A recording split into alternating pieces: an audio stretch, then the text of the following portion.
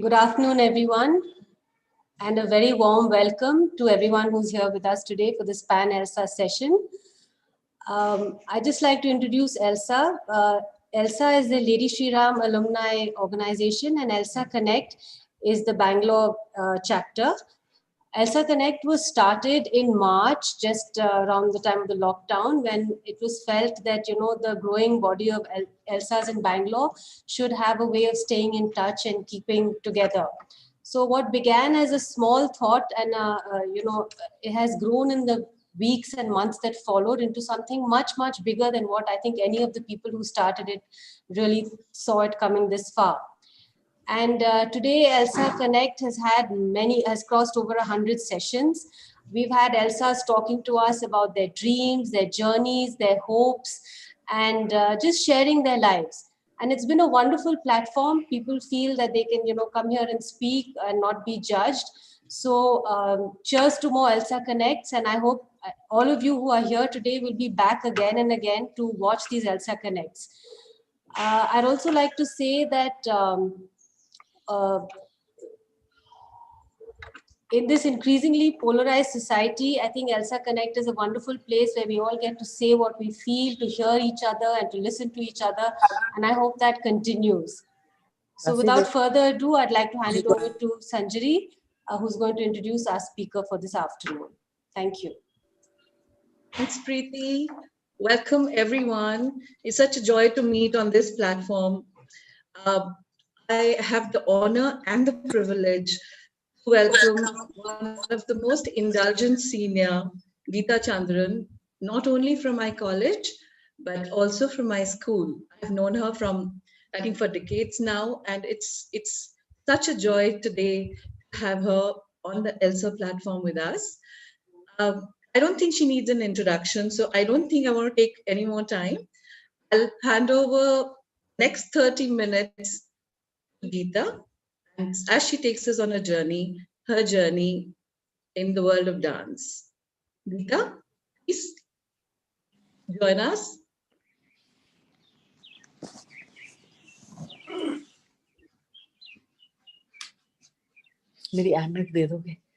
I think while she comes on, I also would like to, welcome Madhura, one of Geeta's students who's helping us today. Not in Elsa, but the university, so we're all on the same platform. Thanks, Madhura, for joining us and helping us in the Connect. She would be sharing the screens for Geeta, the student of Geeta. Hi. Geeta, are we ready? Yes, yes. The host was not allowing me in, so... So we are a very guarded community. Good for that. It's wonderful to see so many friends, so many wonderful people across generations from LSR. For me, LSR has really not gone out of my system because I have my students, someone or the other, all the time in LSR. So I get all the gossip and I get all the news from LSR over the years. I was in LSR when LSR turned 25, and my daughter was in LSR when LSR turned 50. So it's like journeying with LSR. It's been wonderful. And when I was asked by Elsa Sanjari, who can get after you and who can kind of persuade you to do anything. So she said that because there were so many talk sessions happening, I thought, what am I going to bring more value to this wonderful group of people who are already so enriched by so many different people who have spoken, who have kind of shared their life journeys. But then I thought, correct me if I'm wrong, Sanjari, I don't think a dancer has come and spoken. So I said, this space is coming to a dancer and I should not let that go, because dance music needs its space and we need to be heard too. So during my time in LSR, as you all would have experienced. It was a time of churning. It was a time when I was already into dance, but was not clear as to what I had wanted to do with myself and with my life. I started learning dance at the age of 5, and I was already performing. I started learning music at the age of 8, and I'd already done about a long stint with various teachers. And in college, I was quite a celebrity of sorts. I realized that before that, school was kind of fun, and I used to be told to dance whenever there was a guest or something like that, and it was not all that serious. But yes, LSR then made me into a bit of a celebrity, and music was easier because my lecturers used to kind of corner me in the corridor or elsewhere and ask me to sing. As all those who are here, Tippy and all, would understand, many of them loved music, and they would catch me. And I did something very unconventional. It was mathematics. And my maths teachers never understood what I was interested in and what my passion was. However, Parul will endorse that. But however, I had friends in all the other departments too. I went to the Sanskrit teachers to get a Sanskrit line explained, or I went to my Hindi teacher, Hindi lecturer, to find out, get some padavalis from her. So across subjects, I had friends, and I had great mentors in LSR who kind of let me journey through that 3 years. And one thing after the end of 3 years, I was sure was that I didn't want to do maths. That's one clarity I got out of LSR. And I decided that I needed to explore a little more before I decided. So I went on to do my advertising and public relations from the Indian Institute of Mass Communications.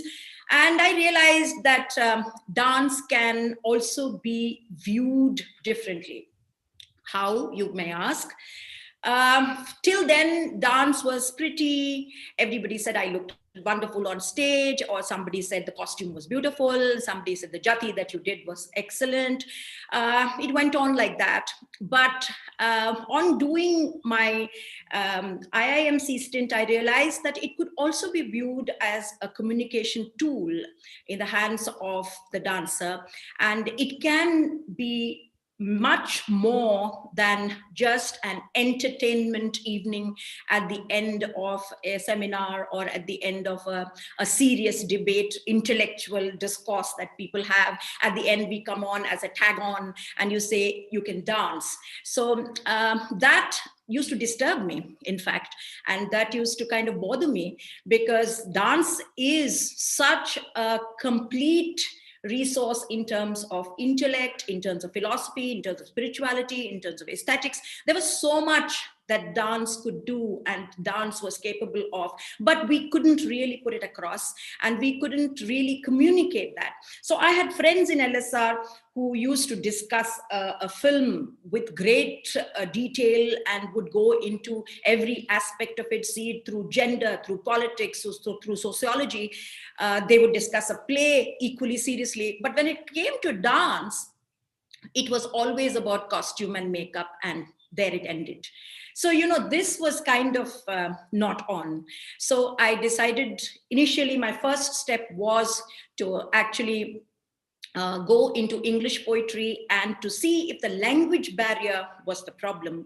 Went into Hindi poetry and started exploring a lot of the North Indian poets who said exactly pretty much the same thing that the South Indian poets said during that time.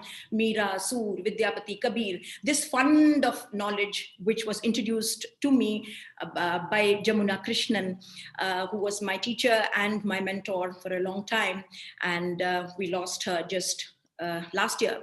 And so she was responsible for kind of introducing me into this world of. So before you sleep off, I'm going to sing a little for you from one of the verses, because I realize that everybody needs a commercial break. So I'll just do one little bit from a Padavali that I thought, because we decided, Sanjari and the gang in Bangalore decided that sharing the screen doesn't work. Technology is not to be trusted. So the voice and the face is all I have today. And so I'll try and do what I can.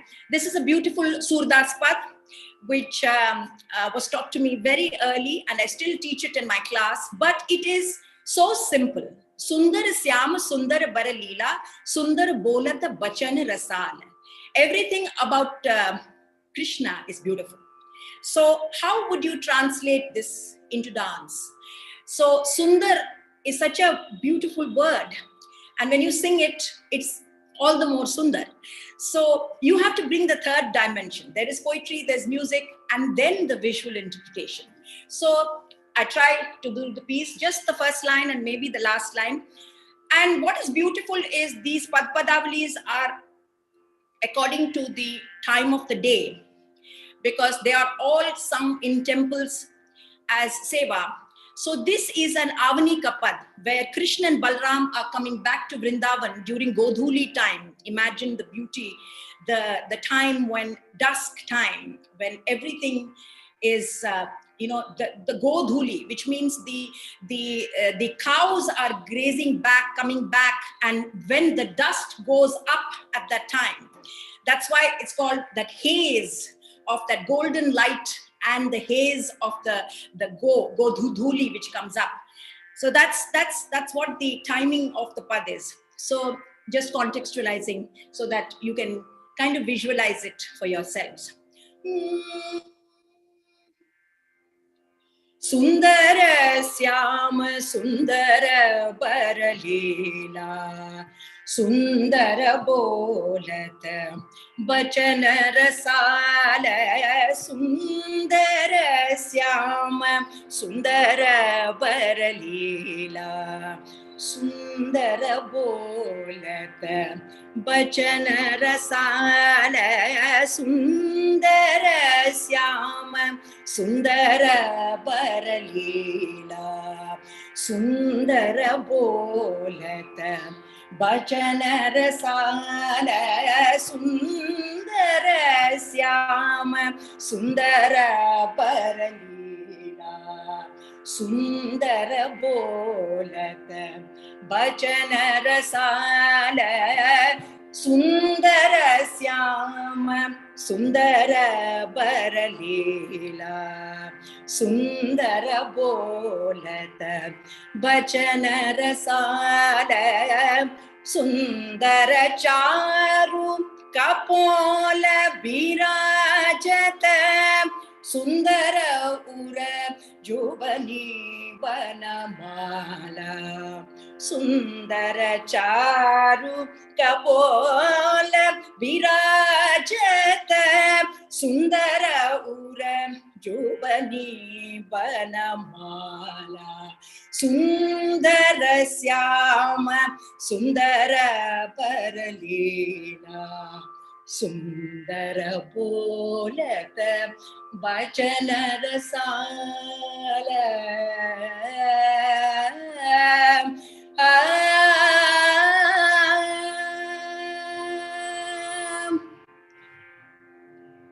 So that is the kind of work we started doing with Hindi poetry, and it was an opening up of entire new area of understanding. Then came, I don't know whether Meenakshi Gopinath has joined us as yet.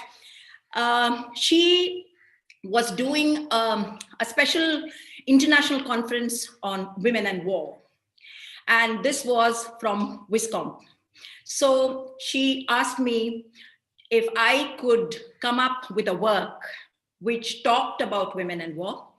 And at the same time, she asked Anurupa, who was a young puppeteer coming up. I'm sure she's already been in your program. And she was also asked to do something with puppetry. So both of us met at the Sahitya Academy Library, and both of us were looking at texts as to, anything that we need to do a contemporary work, we need to go back. We need to see our texts and find out what and where can fit. So it was Draupadi. Both of us decided it's going to be Draupadi, Women and War. So we started working, and suddenly we realized that why can't we do it together? So came my first collaborative work, which was called Her Voice. And I was happy that it was commissioned. And it was commissioned by an LSR alumna and a wonderful thinker. So she got both of us going and put me on the track of, for a soloist, it's very difficult to share the stage. We are always taught in our classical arts to be solo, to be, occupying the entire space. So this was my first experience to share the space with somebody. And also such an unconventional form of expression like puppetry. So the first time when I met Anurupa, it was amazing that my students were all trying to show off to the puppeteers by, doing their stretch warm-ups and doing their little things that were that they could do with the body. And the puppeteers were just, kind of staying and fiddling around with the puppets. And, the synergy was just not there. So, but about, a few rehearsals, and it was amazing how my dancers were handling all the puppets, and the puppeteers were all doing their warm-ups. So it is such a coming together in a sense. We'd use large-size puppets. This puppet was actually my alter ego, and I was speaking to this puppet all the time through the entire journey that her voice, which throws the spotlight on the inner dilemma of Draupadi, who is blamed in traditional patriarchal discourses as Kritya, as the cause of all the bloodshed. She's blamed for everything. The performance really underlines the very high price paid for using war as an instrument of real politic, especially by the women. It really, at the end, brings out the futility of war and seeks to underline issues such as the implicit glorification of war in understanding our own histories. So in the end, she says, "Muchyate, muchyate," finish this cycle of revenge. And I don't want any more revenge. I just want to be left alone, because she suffered so many losses that she realizes that really war is not the answer for anything.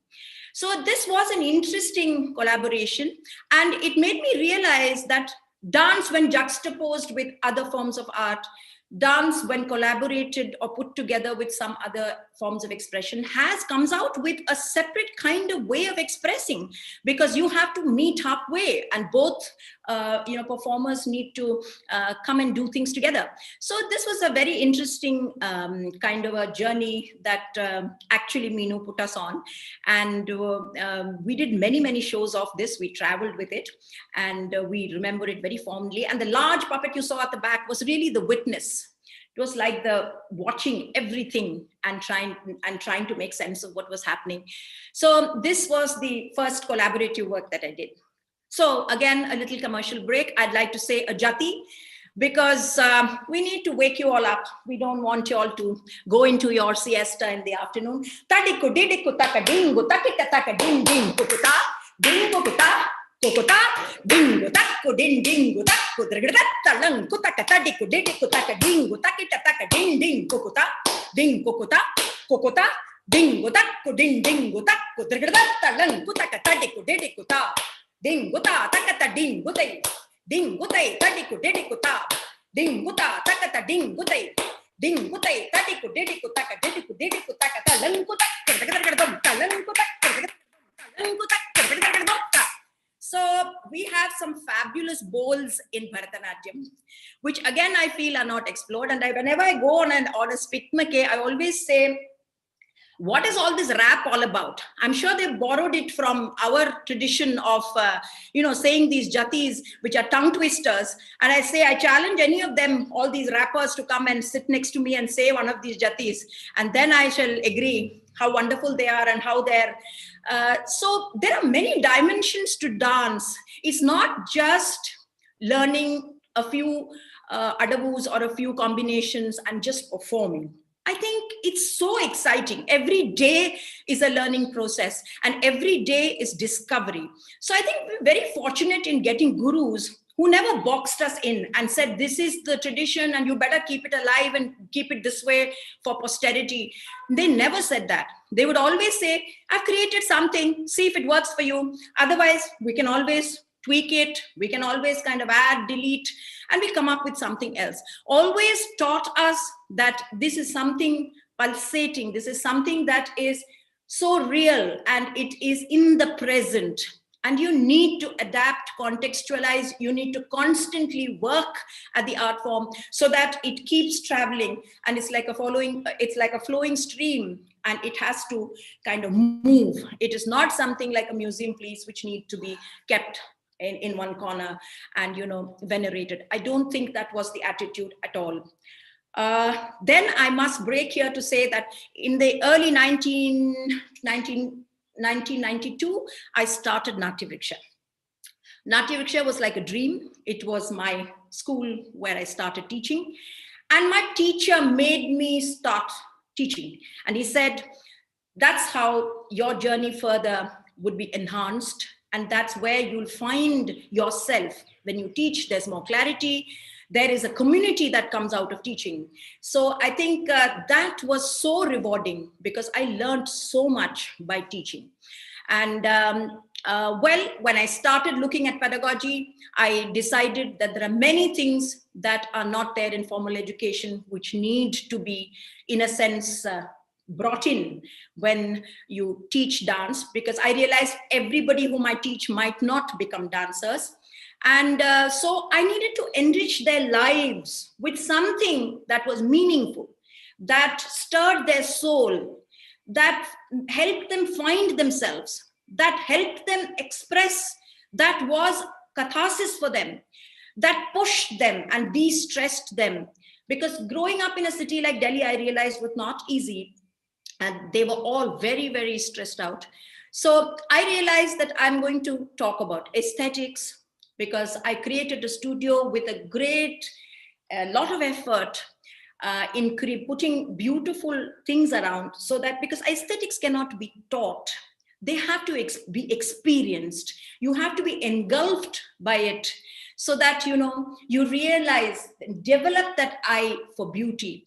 So wherever I traveled with them, we'd always kind of scout around, go to the older part of the city, see what is there, look at the artifacts, learn from there. So textiles, shapes, forms, textures, everything came into the experience of Natya Vriksha. And we believed that there is no moving forward by just learning to dance, because dance is really one part of a whole. And we really believe that interdisciplinarity was what would create better human beings. Never mind whether they went on to become sociologists or lawyers or chartered accountants, but the process, I thought, should really enrich them as human beings. Because as we go along in life, we've all realized that there are points and moments in life where you need something to hold on to, and which can be your companion through your ups and downs in life. And I wanted to give them that. Never mind if they didn't become dancers, but I wanted them to have this voice within them, which could always stay with them. I can see two of my students smiling away. I can see Megha, I can see Akanksha. Both of them are still dancing, but professionals in their own right. One is a psychologist, and both are psychologists, and both are LSR, and both have done their masters and practicing psychology. So, but they are here dancers. So I think it's a combination of that which makes the difference. So I realized that in the teaching of dance, I became more of a friend than a guru or a teacher. Guru and all is too much. It's too loaded a word. So it is just being a friend and a space where they were not judged. They took things at their own pace, because two children started at the same time. It was not necessary that they would end up later on the same batch. They would move batches, they would be comfortable. And it's strange that when you don't tell them the pace, they find it very difficult, because in school you're told by tomorrow itna portion karna hai, by day after there is an exam. So when you leave them alone and when you say you take the call and you decide the pace at which you want to learn something, it throws them off, So they say no homework, no learning, no this. So it's kind of strange to see them and then slowly evolve in that. And mythology has been a very, very important thing, particularly now in the lockdown. We've used technology, we've used virtual journeys to all the museums. And it's been an exciting time with the youngsters where we used all this to bring together sculpture, painting, poetry, everything. So recently, it was exciting to see that one of my students, we were just discussing the Narasimha Avatara, and suddenly he said, oh, the one in Hampi that we toured and saw. So, these connects, I think these are so important that we give them these connections. And it's so unfortunate that schools are not able to do this, because this is really their job. And when they say they are teaching arts in schools, this is the kind of thing that you need to instill in the student, where there is this connection they make between sculpture, between painting, between poetry, between dance, between mythology. All these are connected. So I think this is an important aspect that I wanted to share with you about Natya Vriksha. And I always wonder, this was the dream, I'm sure, of a lot of institutions like Shantiniketan and Kalakshetra when they started, because this is what they believed in, and this is what the holistic kind of environment that we wanted to provide for the artists. But we are slowly moving, and we are kind of moving into very urban spaces where this kind of space and time is not possible. So we need to think much more on pedagogy of dance. And I have this fellowship, Tagore Fellowship, on which I'm working on the pedagogy of dance. And I seriously believe that we need to make pedagogy much more inclusive, much more, we have to make the students very inquisitive. They're right now very complacent. They're not inquisitive. This whole thing of being curious about our culture and then going to accessing things. So that curiosity we would love in our students, and that's what we try to do. Moving on, I have been asked to talk about another production that we did, which was Kaikeyi, because I have believed in revisiting characters from mythology. It interests me, because when we are taught as children, it's always a linear narrative that we are taught. And we are always said, black character, good character, bad character, this is an asura, this is a devata. So this kind of very linear narratives. So,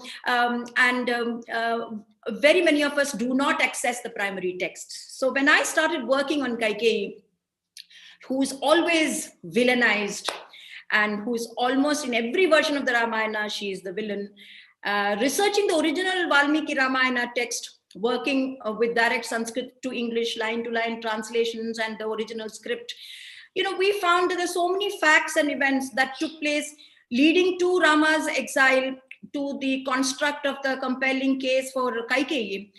No scheming manipulator or heartless murderer was Kaikeyi. She emerged as a brave, sensitive, accomplished, and beautiful woman who's condemned by the patriarchal system that refuses to acknowledge its own murky political scheming. So, we realized, the coronation is announced in the middle of the night. The council of ministers are called because Dashratha is so guilty. Somewhere he doesn't know how to deal with it. Kekeya kings are not invited to the coronation. Bharat is not in town. There's so many things that are in the original Valmiki Ramayana, which are never told to us. And we just go by the linear narrative that she just asked for the boons. And during marriage, Kaikeyi's father was promised by Dashratha that Kaikeyi's son would be the king. So there are lots of things that we do not read and we do not know. So I just built a case and I did this. Again, it was a collaborative work with a theater director. And it was very interesting because it involved a new vocabulary to bring out this whole character of Kaikeyi. And so I thought theater would be the best medium, and it was presented in the NSD festival. And I think the theater people took to it much more than the dance people, because dancers always want they look for the typical dance movements when they come to see a production by a dancer. Never mind, if she stepping out of the comfort zone and trying to do something which is it was very difficult, because I had to do martial art. Because she was a warrior queen and she could ride horses and she could fight. So I wanted to bring out all those aspects. So I did push myself a little. At this point, again, I'll take a break and I will try and sing another piece, which is a piece, because many people think in Bharatanatyam, it's all about gods, goddesses, stories, mythologies. No, it has so much variety. So I'd like to do a padam where this is a gossip session that women are having. And there is one girl who is going to meet her lover, and she is unabashed about it, and she does not pretend. So these women are talking about her. They are secretly jealous that they can't do the same. The other woman is shunned all norms of society, and she's very brave and she's going. But these women have a problem and they gossip about her. It's in Telugu. This is only to tell you that dance is not all serious stuff. There's a lot of wonderful poetry that you can access and you can do. And this is a very traditional poet, Kshetrajna, very, very important poet in the dance, when you learn dance. Sorry, I have to change the scale a little.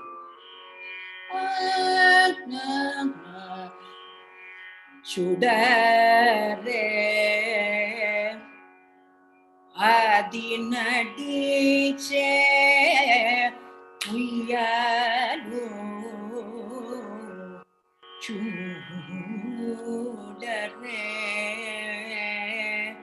adinadiche uyalu chudare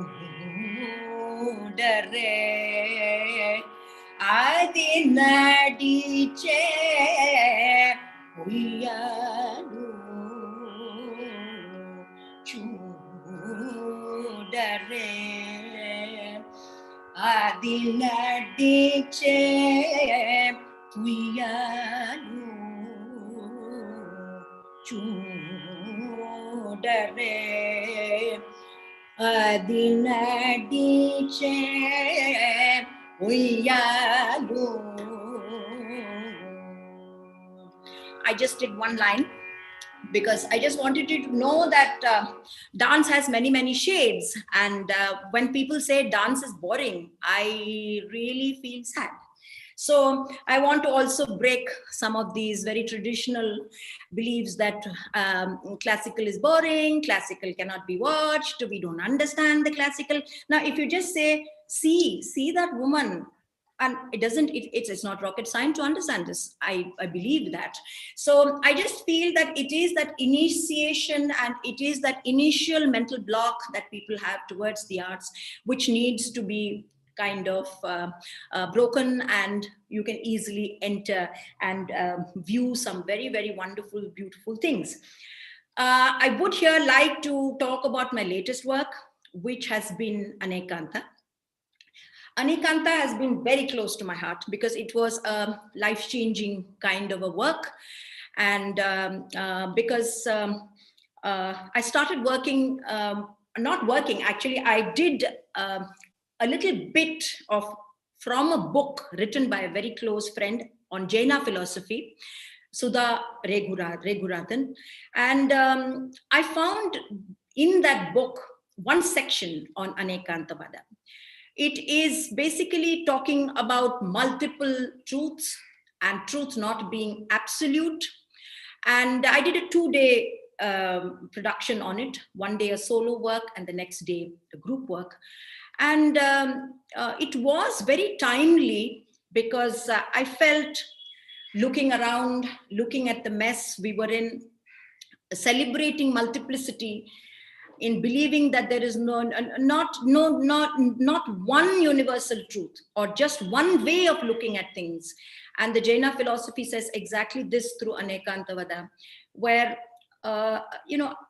it was explored through rhythm, through traditional pieces, through poetry, through mythology, and I feel that the cultural, political, social, and the economic facts all were interwoven into the visualization of this reality, that the same truth, even for us as we travel life, what we believed in earlier might not be the same that we believe in now, or there can be another way of looking at it.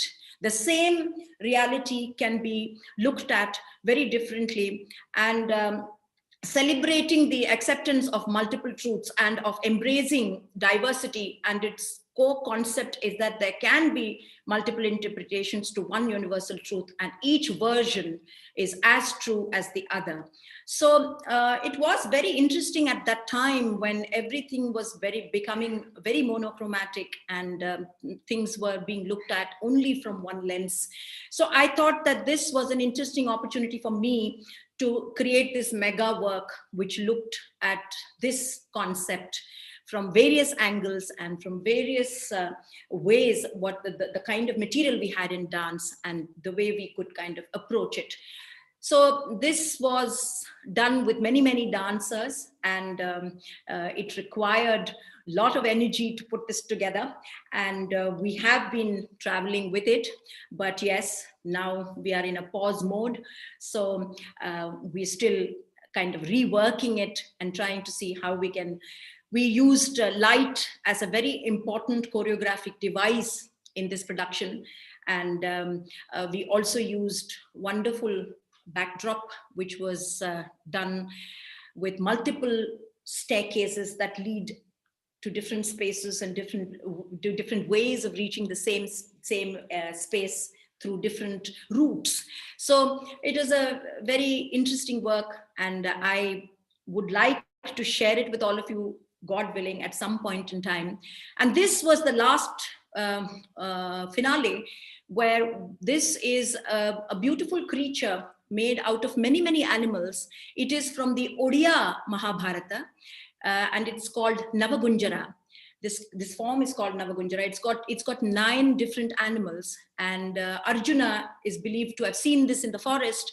And just as he was taking his arrow and wanting to shoot at this animal, which he couldn't fathom what it was, suddenly the animal holds up a beautiful lotus, and he realizes that it is another manifestation of Vishnu or of the Godhead. So it talks about how perspectives change and how a single image can have multiple ways of looking at it, and how it can change when you look at it suddenly from another prism. So this was also the finale of Anekanta. I used poetry for Anekanta, where I visited Ravana. And I took verses from the original Ramayana. And it's interesting, Ravana is a very nice character. It's not all that bad. He has there's this beautiful, wonderful verses in the original Ramayana where he says, Sita is so beautiful. Every aspect of her is so beautiful that I see one aspect and my eyes get stuck there. So if I were to handle Sita, how would I handle Sita, the whole of Sita? It's impossible to handle the whole of Sita because I get stuck on every one aspect of her. And so this was beautiful. I just took 4 lines and built on this Ravana, who many of my students, I thought they started loving Ravana after that work. And they said, oh, what a fabulous lover. I wish we had a lover like Ravana. So there are many things in mythology, I feel, which when we revisit, we find it very engaging, and we find it extremely, what should I say, we feel very foolish that we see only one aspect or one little dimension of the character when we learn these narratives, a very linear narrative, and we don't understand all the other aspects. And it's amazing that we find and we look for new poetry. But when you go to the primary text, you realize that everything is already there. It's just a question of accessing it and getting it out and putting it in a certain context. So this is one of my favorite pieces, where I love the way Ravana looks at Sita, and the way he says, my God, this is amazing. So I know Sanjari is getting very fidgety. Meenu, you're there. Hi, Meenu. Thank you so much for joining. I talked a lot about her voice and how you put me on this journey of collaboration, because I would have never thought of collaborations but for you, but for Viscom, but for LSR. So thank you so much. And I don't know how much time I have. I think I've already... Carry on, Geeta, carry on. I'm just, you want to have a glass of water, a little sip of water? Fine. That's all I'm fidgeting about. That's it. Loving it. So I feel this is where I am now.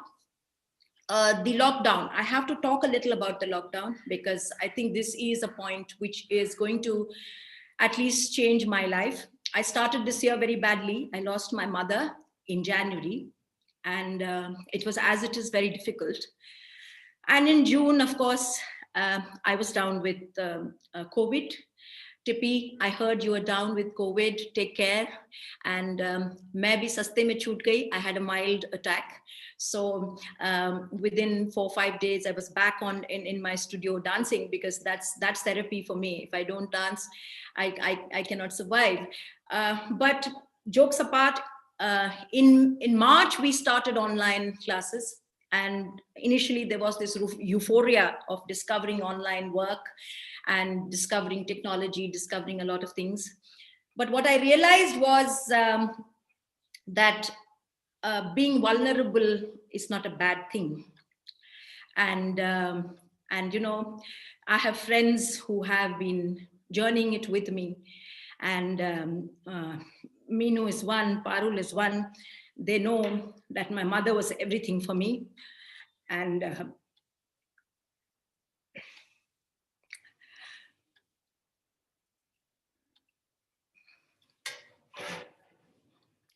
so, yes. So this was something that was ingrained in me right from the beginning, not to be vulnerable. And, never let your weak side down. And I think this has been an important time when I've seen a lot of people, going through a very difficult time.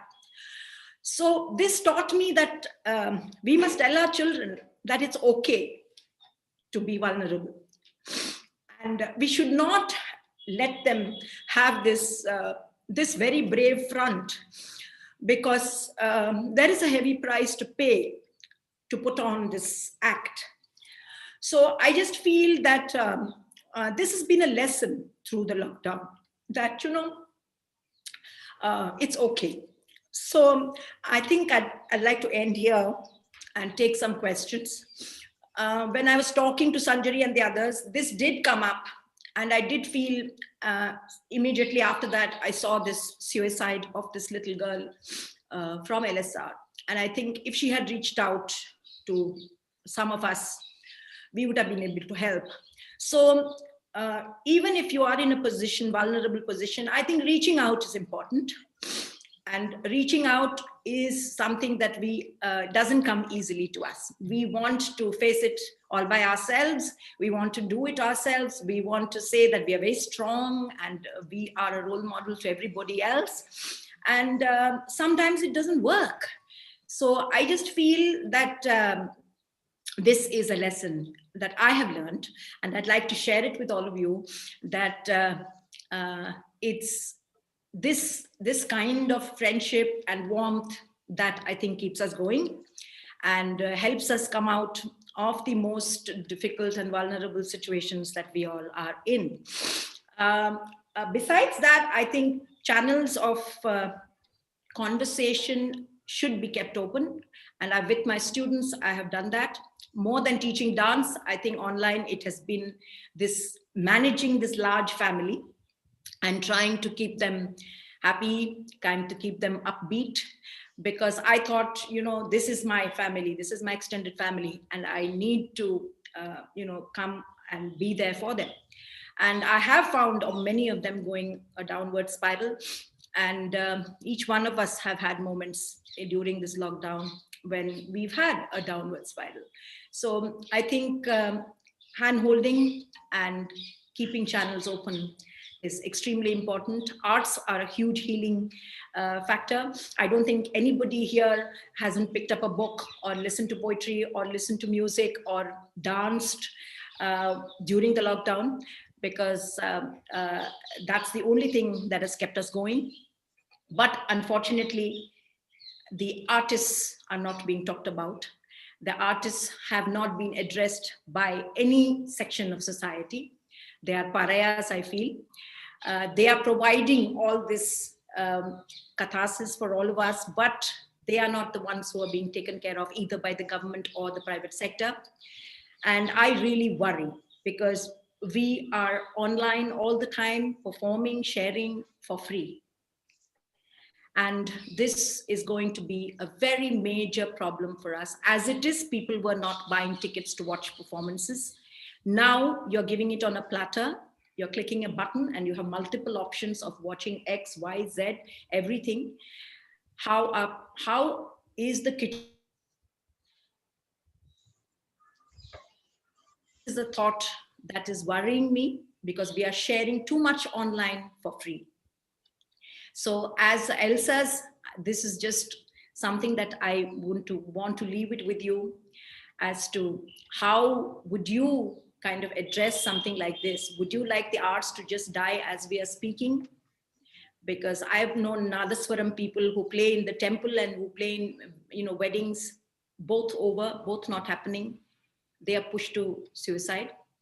So I'm not talking about the creamy layer of artists. I'm talking about down the layer, down the ladder. I mean, there is no ladder as such, but there are so many stratas to this, in terms of the folk, in terms of the semi-classical, in terms of even the classical. There are students who have given up everything. I have a mridangist who was from XLRI, who fought with his family, and he has come to Mridangam, and his guru came to me and said, just take charge of this kid. Now, what does he do? What does he tell his parents? So I think there's so many questions here. How does he keep himself, going about this? So this is just something with the Elsas, that we have to learn to pay for the arts. We have to learn to respect the arts and to see that arts are not just a passing fancy. It's not hobby happening here. It's a profession. It's something that people have given up a lot to come into. And if they don't get the support of society, if they don't get the support of the government, I think it's very difficult to stay afloat. So this is just a thought that I would like to leave with each one of you. And I hope I didn't bore you. And I leave it to Sanjari now to take it forward. And it's been a wonderful 45 minutes. I think I've spoken non-stop, sorry. But thank you, Geeta. Thank you. I mean, you have touched it. Reflections was actually the perfect header for this, because you've touched upon such deep subjects which we all on our minds, and we needed someone to reach out and start with. I think hugs from all of us here for how much Auntie meant. I know how much your mother meant to you, for all of us, all our parents, and we're all scared these days, that you're right. We have to face it. We have no choice. It's part of all our lives, right? So first, a huge hug from the entire Elsa gang. Yeah, big hug.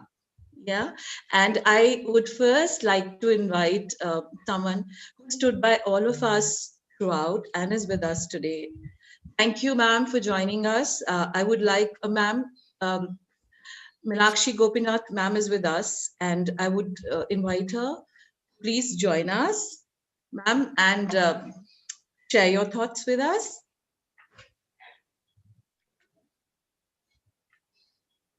Somebody unmute, ma'am, please.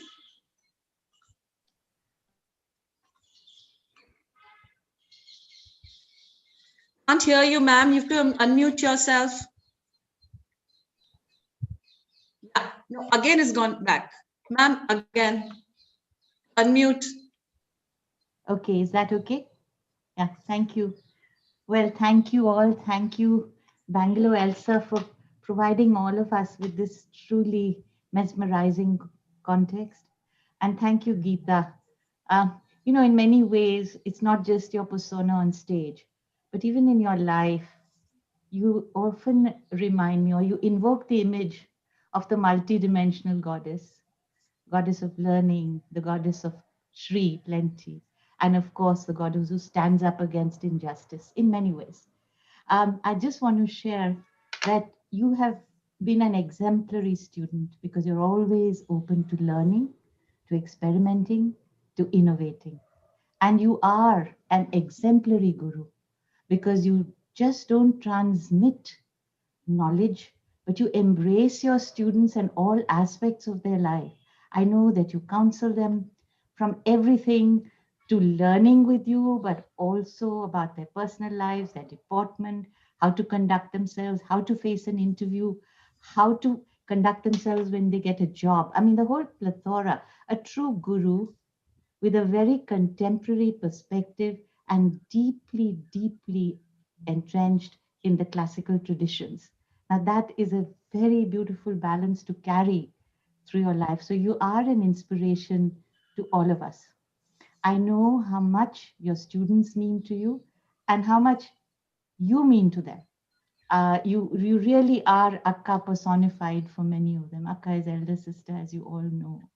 So thank you for enriching us. You've really enriched my life, I know, in many ways. And I know you've done the same for several. I do want to say here that I did watch that spectacular performance. And it was not a short performance.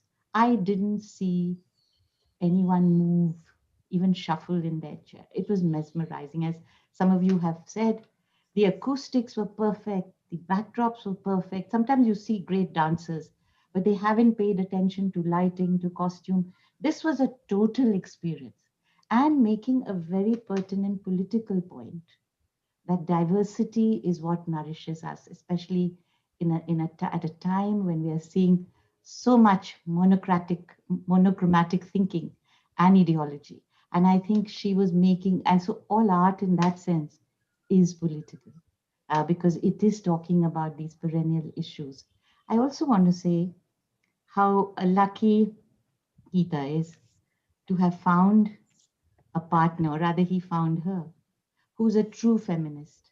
And the two of them, this partnership is really exemplar for all of us. How he revels in every, shall I say, success of hers, how I think he literally worships her. But not only that, he supports her in her art. He's there all the time. He's an amazing guy. I wish you had invited him as well, Rajiv Chandran, with an aesthetic sensibility that you find in very few people. Works for the United Nations, but is actually very, very, very deeply rooted in the soil of this cultural civilization. So, Geeta, more power to you. And may you sort of bring in light into many more lives.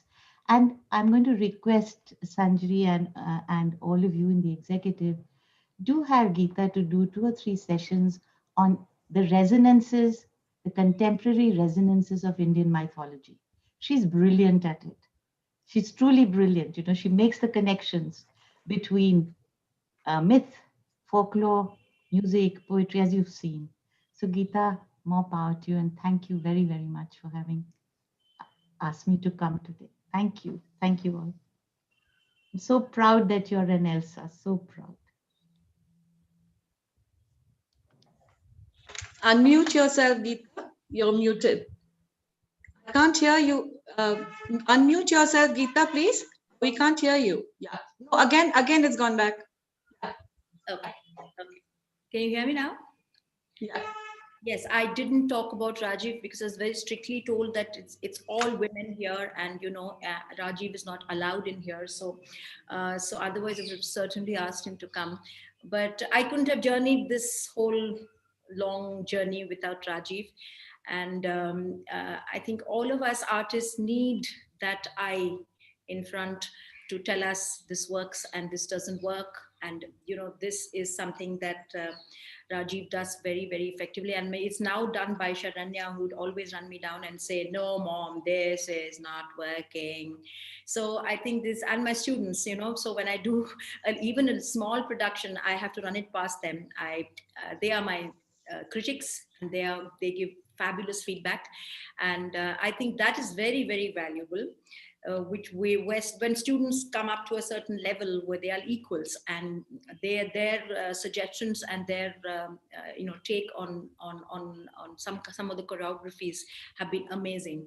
So this is quite a gang here, and we've traveled so much, and the experiences of the travel have been also fabulous, I must say. So you learn so much when you travel. So that's a journey that is also very important. Yeah, I can vouch for that. Girls, she's a grandmother for girls who don't know. She has her daughter's beautiful. Must talk about your grandson. I know we're running out of time. There's so much to you. I also wanted to share that Geeta has reached Bangalore at about 12 at night, and I'm from Bangalore. Her students were flying in.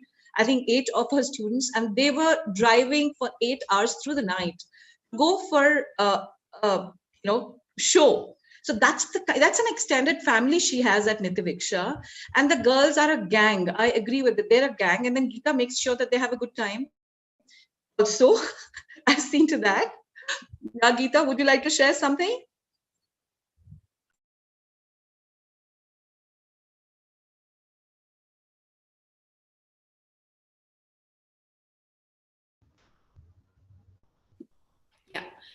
Sorry. Yeah.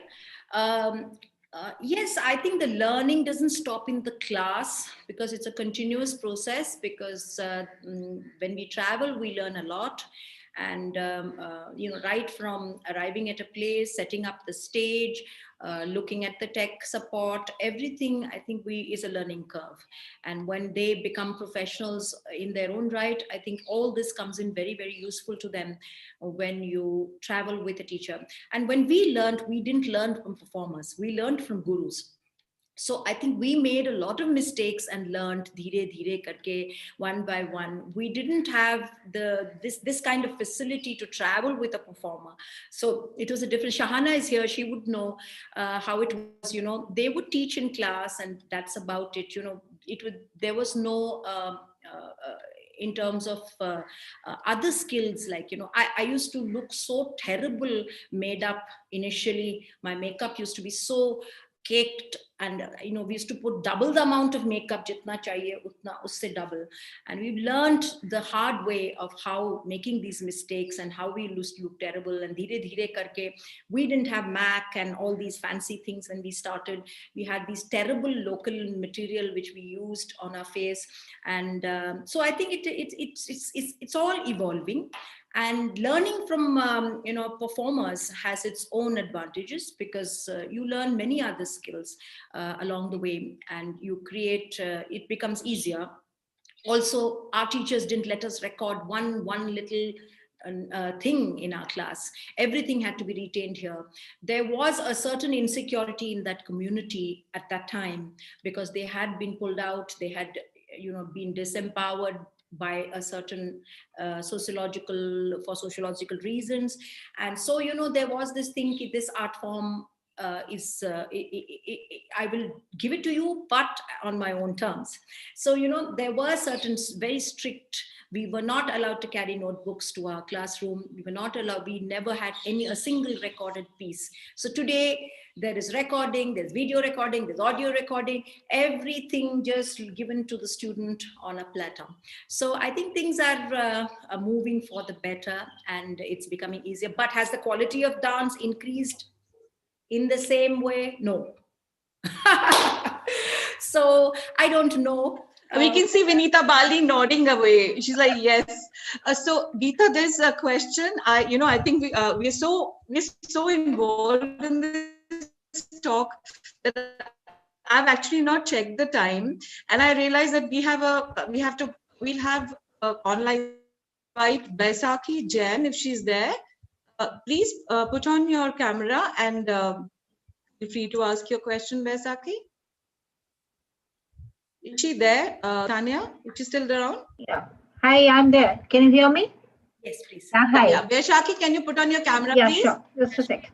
Please share. I think my camera is on. Just hold on. Something is. I can It's see you. on. I can see you. Can see me? Okay, Yeah, okay. yeah. I was just very keen to know while I was in college. I think you were about 2 years senior to us at that time. And one of my very good friends, close neighbor, Shashwati, was with you. She would often mention about, the play that you did, Operama. And she would very enthusiastically speak about it. So I just wanted to, know from you what was your experience in doing that and what was it all about? I was in third year, and my father just said first time when they came for the casting, Aruma Revi and the rest of them, they were a gang from IIT who were doing this operama. Yeah. Ramayana being done in opera form. Right. And, so my father said nothing doing. She's in third year and she will flunk if she does anything like this, which requires 4 to 5 hours of rehearsal every day. So I kind of refused, but then they kept pursuing, and it was for the role of Manthara. So the mythology had gotten me right from the beginning. Kuch na kuch, had always the opportunity of doing it. So finally, my father agreed, and I was going to rehearsals to IIT, and that was a huge show. It was about 3-4 shows in Kamani, and it was a huge cast and live music. And we all had to sing since it was the opera. So I had to sing in English, and there was songs like Hanuman, son of the wind, Hanuman, son of the wind. So it was a completely different for me. It was it was with a band, and I was playing a Manthara, which was a bad character according to everybody. So, and there were multiple casts. There were 2 people. There was Malini. You remember Malini? I do. Sanjari, do you remember Malini? Malini and Deepa. Malini was School again. Yeah, Malini was the second Manthara, and so there were double casts. So we were practicing music separately. We were doing movement separately. We didn't know how to hold the mic at that time. There were no technical things. We had to hold the mic and sing and move and dance. So it was kind of a very, very unique experience. Unfortunately, no recording of the production. We don't have any. I was about to ask that question. Is there any recording? And we've lost track of everything. So yeah, it was a very interesting time, a thing to do at that time. So it was a different kind of exposure. Thank you so much. Vaisakhi, can we move there? Yeah, sure, please. Thanks for joining, dear. Thanks for joining. Neha, you're on next. Can you unmute yourself? Is Neha there? Hi, can you hear me? Yes. Yeah, I can hear. Geeta, can you hear her? Yes, I can. Geeta, it's such a pleasure to hear you. And as you know the story already, I used to watch you from behind the scenes secretly. And I in fact sprained my foot because I was standing so long watching you one evening. And then it came a full circle when I could invite you home for dinner last year. I can't stop saying about how I started dance as a result of you and that inspiration. But can you tell us a little bit about, the color orange and what that means? You use it so much in your clothing, in your background, and, your dance. Well, this is partly my husband's color. He loves this color orange, and he imposes it on all of us. And my daughter doesn't have a scrap of orange in her house. She has said no orange for me. So it's a reaction to my husband's imposition of orange in the house.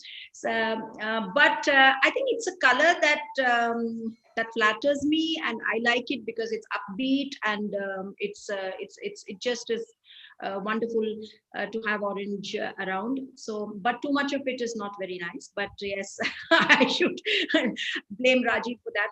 But for my costumes, I have changed. You know, the palette has always changed. It's never been orange, because Sandhya Raman, who does my costumes, is very particular that we keep trying different kinds of things. We used this terrible brown last time, and I saw the fabric and I said, no, this is not happening. How can we use this brown? She said, no, it'll work. Don't worry. Let's see. So when we juxtaposed it with blue and with green and, you know, multiple colors, that brown really worked. So, you know, sometimes it's what you see here in your home and how you need to visualize it under the lights as costume. I mean, two different things. So orange is otherwise okay in the house, but I think for costumes, we've always tried to see what works best for the concept and for the entire thing. So, and thank you so much for all the compliments, because it's so nice to see that somebody is inspired by your work, because I think dance needs many people who can be an inspirational force, because this is a very difficult profession. I must tell you that the body is an amazing instrument, but it's the most difficult instrument also, because it takes so long to train, but it takes no time at all to unlearn. Do din nahi kiya to khatam baat, you know. So it takes very long for the spine to register a movement, but if you don't keep up that movement, it just fizzles out.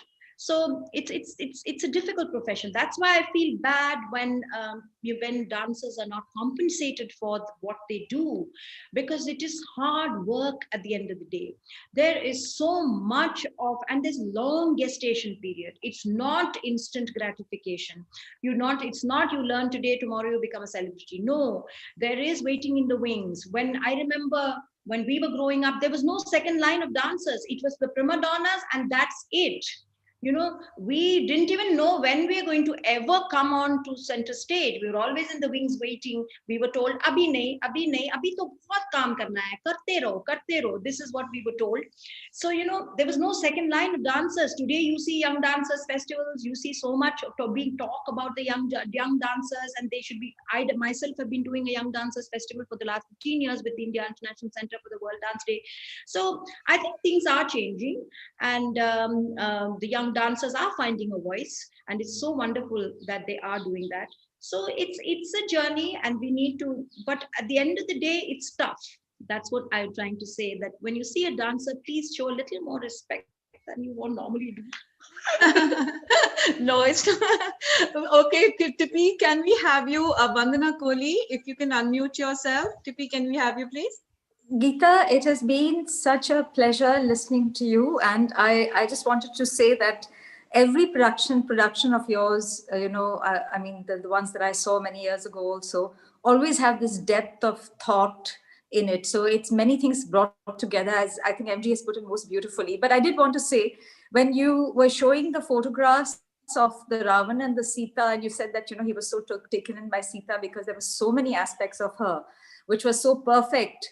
I couldn't help but think that, you know, that was probably you, because when you're dancing, you're perfect. When you're singing, very few people know this, but there was a famous incident when Geeta was invited to this, I think it was an evening of dancers and singers. And there were a lot of professional singers there, and these are really maestros. And then, you know, I don't know how it came up, but they said, okay, now the non-singers are going to sing. And the non-singer was Geeta, and amongst a couple of others as well. And they sang actually better than the professionals. So, you know, you whatever you do so well. And your production brings together the depth of your intelligence.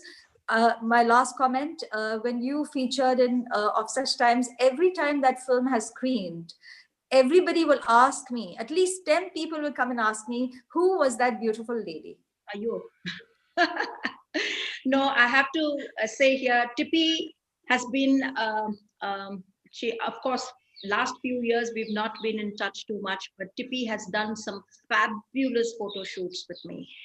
Very unconventional, very candid, and some black and white pictures. I don't have them with me. I have to scan them, Tippy, and keep them to share. But they've been amazing work that Tippy at that time was photographing, and we used to kind of, I've had many sessions with her.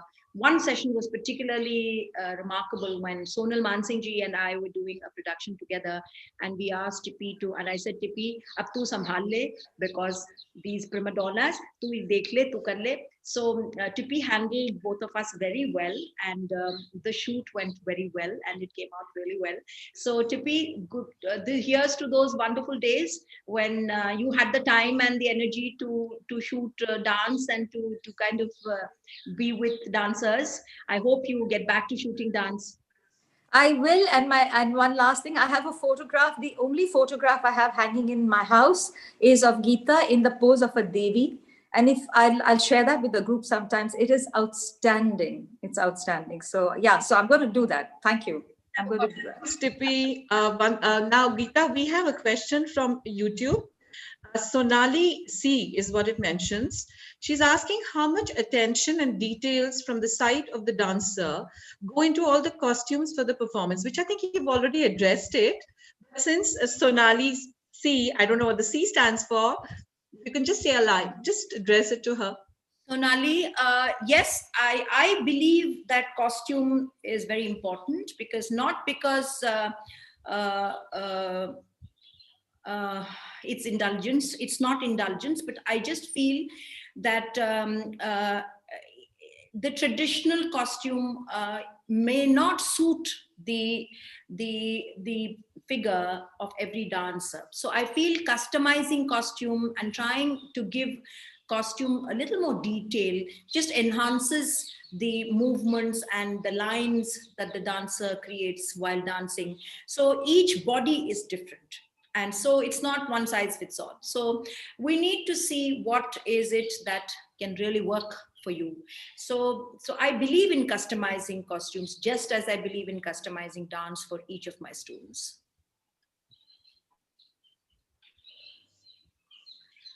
Thanks, Geeta. Next, we have Ambalika. Are you there? Please turn on your camera, dear. Yes. Hi. Can you see me and hear me? Yes, yes. Great.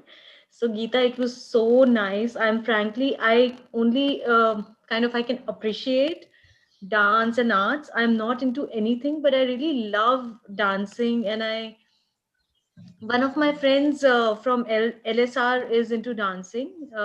I'm from the 95 batch, so quite junior. What I wanted to understand is that I actually saw a foreign show from somewhere in Europe, where they are experimenting with the body moves and trying to go beyond what has been done as a move in a dance. So do you also do that? I mean, because I can see that you're doing a lot of experimenting, etc. So do you also experiment in those ways? Yes, of course, going beyond the traditional margam or the traditional repertoire is part of what I have been doing for a very long time. But at the same time, one of the works we did was to Tchaikovsky's music, which is called Seasons. And I wish I could show a clip of that, because this is, it's so beautiful. When you see the work, you almost feel that he created that for this particular Bharatanatyam. So every time Karan Singh ji would see this and say, my God, how seamless is this? And how could you do this? So, it is the classical across the world has a certain grammar, has a certain structure to it. And if you are able to connect to that, I think it's very easy. So it didn't take me very long to create that work, except listening to the music many, many times and letting that sink into my head and through my veins, and I could do it very quickly. So yes, this would be just the kind of work that you are talking about. Of course, movements had to be kind of tweaked. Movements had to be seen that they work with the music, and the music dictated how the movement should go. So yes, we go beyond. See, that's what I'm saying. Kapilaji used to always talk about the double read. One is the traditional the vocabulary that you're taught by your gurus, and you keep alive and you cherish, and that is your reference point. And the next is this pushing the frontiers and seeing what happens to the style, and how much you want to push is a very personal decision that the artist takes for herself or himself, and how much you want to journey with it. So these two coexist. Just as I'd love to do an experimental piece, I also love to do a traditional varnam. So I think there is no conflict. It is the audience who always wants to box you in and say, oh, she's a traditional artist, she's a contemporary artist, but classical is very contemporary. So what is the problem? So I don't understand these genres. I just do follow my heart. I just do what I like doing.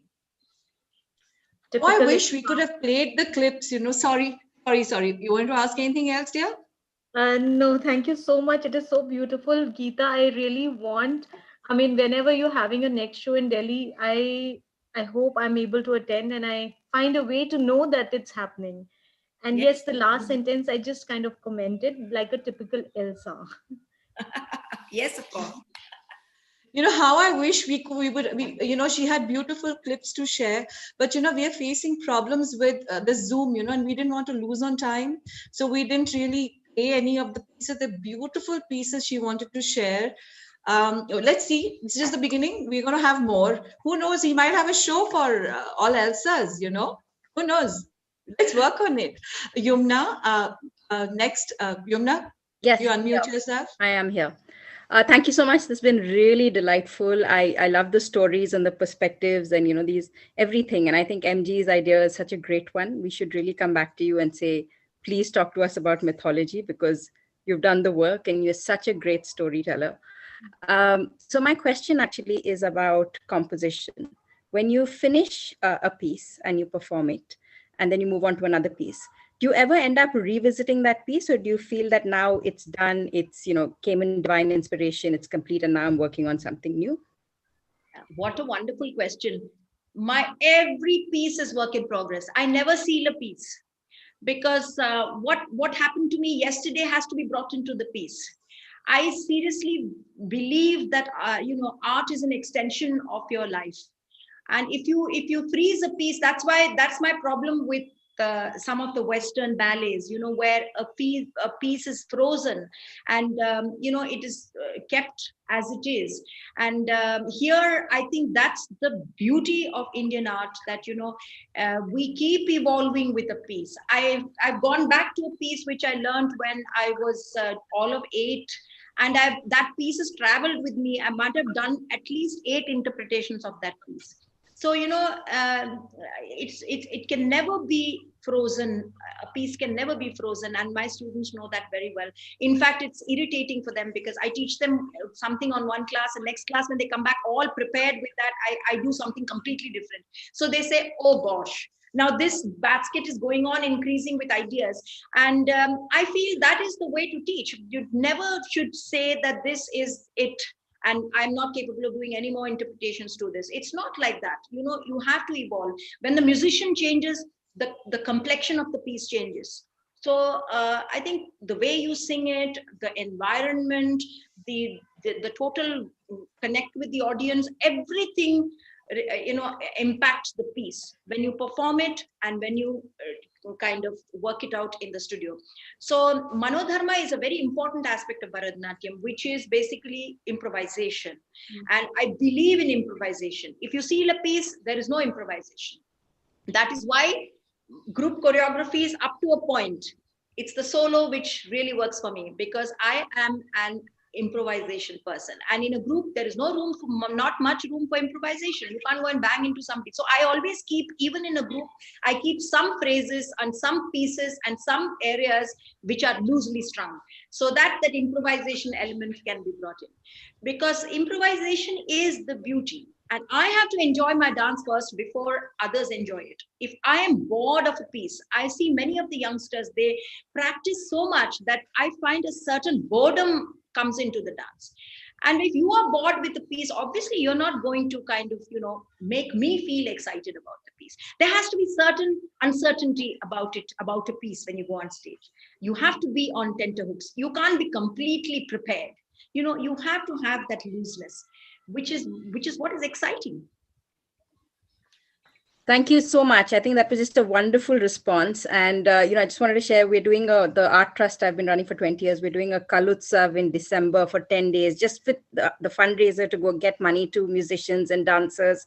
And I think it's a great idea of Sanjari's to even look at, whether Elsa can do something from our side as an organization, because I think there's so much willingness to give. And sometimes people are not sure where and how to do so. So I'm sure we'll be back about that as well. I've been discussing this with Parul. We need to be a little more prepared, because I think the online medium is very, as I said, there's such a clutter in the online medium that unless it's a very well thought out thing and people are excited by the idea, and we bring on something and we premiere something very, very wonderful as an Elsa presentation, that's what would be. And in fact, coming together of many Elsas would also work. It need not be one Elsa. It can be the coming together of many Elsas, and we can create and curate something beautiful for which people can pay, and then the proceeds can go to whoever, whatever project that you want. Parul, we have to take this forward. I wanted to comment here. In fact, Geeta and I had already planned this in October, but unfortunately it didn't work out that time. And we will definitely take it on. I mean, Geeta for me is like family, and vice versa. I think I don't have enough words. I mean, the whole family is so close to me and so dear to me. And I think it's the same. We'll take this forward. How can you not say that Mansi is my student? Mansi, I think for Mansi, Geeta's like a second mother, really. I would. My daughter Mansi is a very, very wonderful dancer now, of course, fully engrossed into architecture, dancing architecture, architect. And yes, she is a fabulous dancer and a wonderful person. Thanks, Geeta. I know the kind of effort you have put into her. And I remember the time when she was between architecture and dance. And I think she did it all thanks to you. And I think all of you at home, especially Amma, I think. I mean, she's always there. Her mom-in-law, Rajiv's mom, is always there. Her mother. It's an emotional moment for me, I think so. Maybe it's an Elsa so nice, moment. Parul. This is so nice. All of us meeting on the connect. It's truly a connect. Before I ask Tanya to come on, Vinita Bali, would you please come on and share your thoughts, please? Hi, Vinita. After that, Tanya, please. Hi, what a surprise, Sanjay. Hi, Geeta. Hi, Lovely Vinita. to see you. The last time I saw you was, I think, almost January in Chennai at the Music Academy, I think. Right. Or, one of those sabhas where you were dancing. You've talked about so many things which have just been very wonderful to hear. But, since Yumna talked about fundraising and so on, I think the point that you brought on there is very, very critical. And I just heard, actually, since we started talking about the Music Academy, that for this year, they've cancelled all dance. They're just going to do music online. So, I was extremely saddened to hear this, because, why differentiate between musicians and dancers? And my second thought was, so what can be done about it? And I'm just wondering, people like yourself who are senior, who have, filled up those auditoriums with performances, etc. I think the time has come to create a voice for the performing arts. And within the performing arts, certainly dance.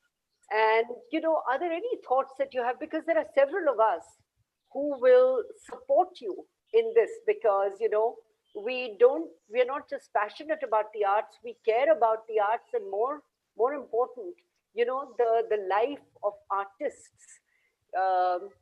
So what can be done at a time like this where, you yourself said, art has kept the whole world connected and healed and in a good frame of mind during this pandemic, and most of it has been free. Yes. Unfortunate, because even yesterday we were talking amongst ourselves, a few dancers. Now we've really decided not to do anything for free. Not even talk sessions for free. because talk sessions are really much more valuable than performances sometimes, because you're giving your entire insight into your work, into your life, into your entire thing. So we decided that, and unfortunately, Vinita, many of these so-called self-proclaimed impresarios are cropping up. And it's worrying me, because they were nowhere in the scene, and suddenly they are becoming very important, because for free everybody is willing to perform, everybody is willing to talk, every day there are 20 and a friend of mine who writes a blog tells me that this is the best time in my life, because I don't even have to get ready, I don't even have to make the effort of going into a hall. I have 14 things to choose out of. So I see a little bit of this, I then go on to the next thing, I see a little bit of this. See, this is the thing. And so, Geeta, there is a connected question, which is that, what can people like yourself who, who perform, who write, who speak, who teach, how can we actually focus on excellence rather than anything goes and mediocrity is fine? That's the problem. To raise the bar has been the problem, because, sabhas don't care about quality. Government doesn't care about quality. So what is this watchdog organization, or who decides, we will only have festivals don't care about a thing. So, I was actually asked to curate the Serendipity this year, but unfortunately it's not happening. And there I was really talking about just this excellence, and talking about interdisciplinary work, and trying to see how we can raise the bar. So I think that we need some forums like these, where we are given a free hand to curate something, and sensible people need to curate with no selfish interests or motives, motivation to do things. And I don't see a breed separate. It's only dancers who are kind of making this effort to run small festivals, which they are curating themselves and trying to see what best they can do. So we need many more people who can curate well. We don't have curators. Vinita, this is a breed which we need to who are discerning, who watch a lot, who understand, and who can be the siphon between the dancer and the audience, who can bring good. See, if I organize a festival, I've seen many dancers organizing festivals, and they say, pulling in the crowd is your problem. How can it be my problem? Exactly. I think to the point when I do a festival, I make sure that the crowds are in. I call every single dancer up and say that you must come for the festival, you must see this youngster, you must encourage these. So I think the effort to connect, is so important. So the curation bit of it, whether it is visual art, whether it is performing art, whether it is music, whether it's theater, I think we have this large gap where we don't have these people who can really curate well. I don't know what your take is. No, it's a competency. I mean, if you look at all the art centers around the world, the head of programming for dance at the Kennedy Arts Center is, has worked on that and is actually a professional curator.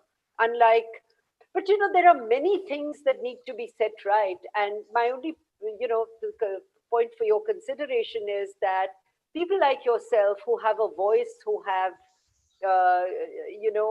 influence, please take help from people like this LSR community and say that we have to differentiate between mediocre and excellence. We have to, we have to get people to start paying.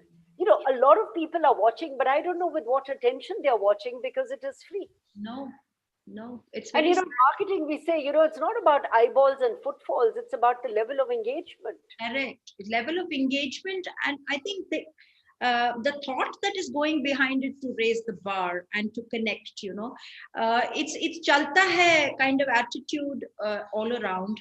And you're absolutely right about the small screen. We in fact decided not to show clips exactly because of that, because the quality, what is happening to quality when you show a clip?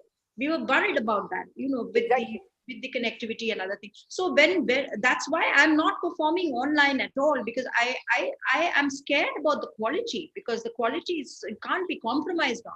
But it is seen as something, it is seen as you being left out of the race or something like that, which is so sad. And it's with the youngsters, it's even more. When I tell my dancers, listen, aesthetics are important, the space you perform is important, the camera work is important, you're moving from one form of art to another form of art. You have to tailor your art now to suit the camera. You have to choreograph to suit the camera. It is not you just dance and you just shoot and then throw it into the social media.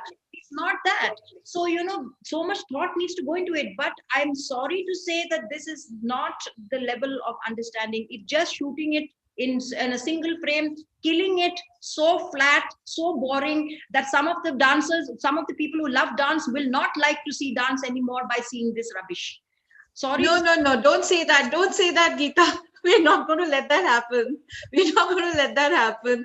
No, I think, we're so engrossed in this. All of us just goes to show. Raise the bar, the raising the bar is not easy, and you have to hang on there for that. You can't perform every day. You have to perform less. Please perform less. I keep on telling my students, perform less, but perform spectacularly. This thing of each time pushing your own bar up. So that is, I guess, because there are too many dancers also now, Vinita. Earlier, I guess, the numbers were not so many. No, there is we need to, I know we're so engrossed. Geeta, we're so engrossed. What we'll do is we'll take on to the informal section. Just the last question coming up from YouTube before they need to close down. We've already shot it by half an hour, but it's fine. There's a girl, Archana Call is asking from the YouTube session. I want to see your production on Khadi. Missed it totally every time. If there is a recording online, do let me know. Which production? It's the Khadi. She says, please, I want to... Gandhi. So is the production on Khadi, is it online? She wants to watch it. I'd love to screen it online, but it will be ticketed. It should be. It should be. It should be. I like to invite Tanya now for the next session. We'll close YouTube after that. Geeta. No cheap tickets, expensive tickets. Yes, absolutely. Absolutely agreed on that. Tanya, please join us and announce our next session, which is scheduled. Thank you, Sanjari, and thank you so much, Geeta ma'am. It was wonderful listening to you and seeing the snippets of your performance. It's just amazing. I was lucky enough to see you perform Her Voice, and it was just amazing. It was, totally beautiful. And I would like to invite everybody here for our next session on Tuesday, which is with our two golden girls, Geeta Varghese and Liz. And they will take us down memory lane and their experiences, their ups and downs, and their lovely anecdotes of their life with SBI, the banking backbone of India. So do join us on Tuesday, 4 p.m. and listen to Geeta and Liz take us through this lovely session. Thank you so much. Thank you. Thanks, Tanya. I will now we will officially sign off from YouTube. I would like to thank everyone for joining. And I can see that we've overshot our time. It just goes to prove that there's so many of us involved in this subject matter. We will work together and, as we